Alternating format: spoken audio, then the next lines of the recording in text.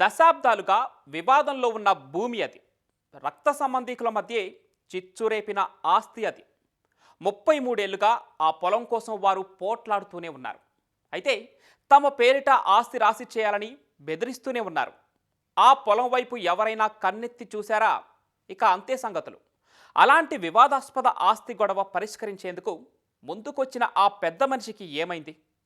తొలి నుంచి ఆ భూమిపై వివాదం చేస్తున్నవారు ఆ పెద్ద మనిషికి ఎలాంటి ఆపద తలపెట్టారు? అసలు వివాదాస్పద ఆస్తి విషయంలో ఆయన జోక్యం చేసుకోవడానికి అసలు కారణమేంటి?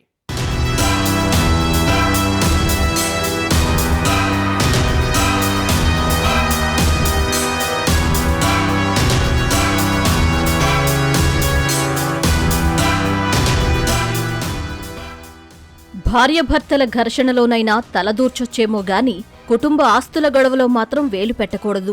గజం స్థలం కోసం ఏళ్ల తరబడి కొట్టుకుంటూనే ఉంటారు. పొలాలు బీడ్లు పడినా పర్వాలేదు గాని సెంటు స్థలం మాత్రం వదులుకోరు. అందుకే గ్రామాల్లో ఈ పొలాల పంచాయతీలు ఏళ్ల తరబడి సాగుతూ ఉంటాయి. అలాంటి తగాదాల్లో తలదూర్చితే అంతే సంగతులు. ఈ విషయం తెలియని ఓ పెద్ద మనిషి వివాదాస్పద ఆస్తి కొనుగోలు చేసి కోరి మరీ ప్రాణాల మీదకు తెచ్చుకున్నాడు.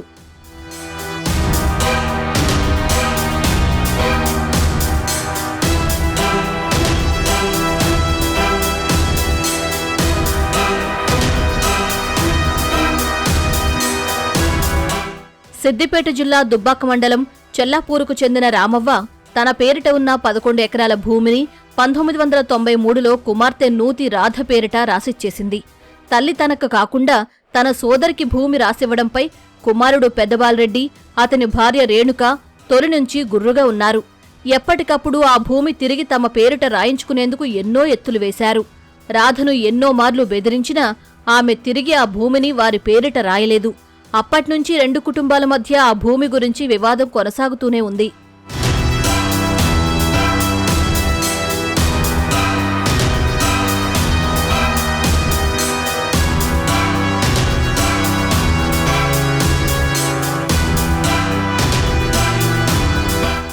అయితే రాధ ఎప్పటికప్పుడు ఆ భూమిని అమ్మడానికి ప్రయత్నించినా పెద్దబాలరెడ్డి కుటుంబం అడ్డుపడుతూనే ఉంది.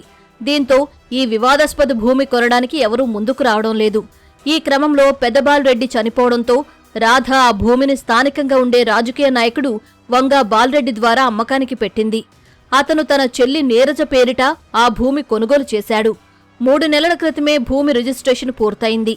అయితే అప్పటి నుంచి వంగా బాలరెడ్డి, రేణుక మధ్య గొడవలు జరుగుతున్నాయి.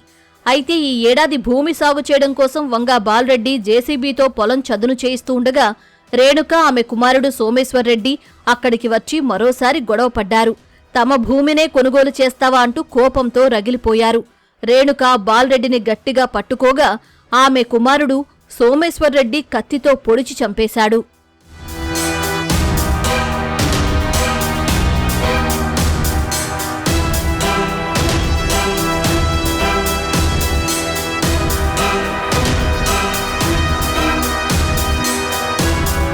వంగా బాలరెడ్డిని హత్య చేసిన అనంతరం నిందితులిద్దరూ అక్కడి నుంచి పరారయ్యారు.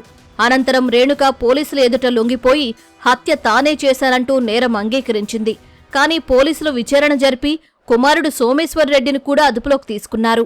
దుబ్బాక పోలీస్ స్టేషన్ సంబంధించి చెల్లాపూర్ గ్రామానికి శివార్లో ఉన్నటువంటి ఈ యొక్క పంట పొలాలలో గ్రామానికి సంబంధించినటువంటి బాలరెడ్డి అనే ఒక వ్యక్తి దారుణ హత్యకు గురి కావడం జరిగింది. దీనికి హత్యకు ప్రధాన కారణం భూ సమస్యలు, భూ తగాదాలుగా ప్రాథమికంగా తేలుచున్నది. ఇది గత కొంతకాలంగా ఈ భూ తగాదాలు నడుస్తున్నట్టుగా తెలుస్తున్నది. దీంట్లో ఈ చంపిన వారు ఎవరైతే ఈ రేణుకారెడ్డి మరియు వాళ్ళ కొడుకు సోనూరెడ్డి ఇద్దరు కూడా కలిసి చంపినట్టుగా ప్రాథమికంగా అనిపిస్తున్నది.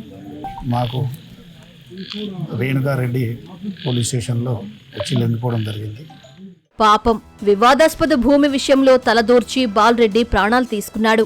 ఎన్నో ఏళ్లుగా ఆ భూమి కోసమే కొట్లాడుతూ ఏం సాధించకపోగా తల్లి కుమారులిద్దరూ జైలు పాలయ్యారు.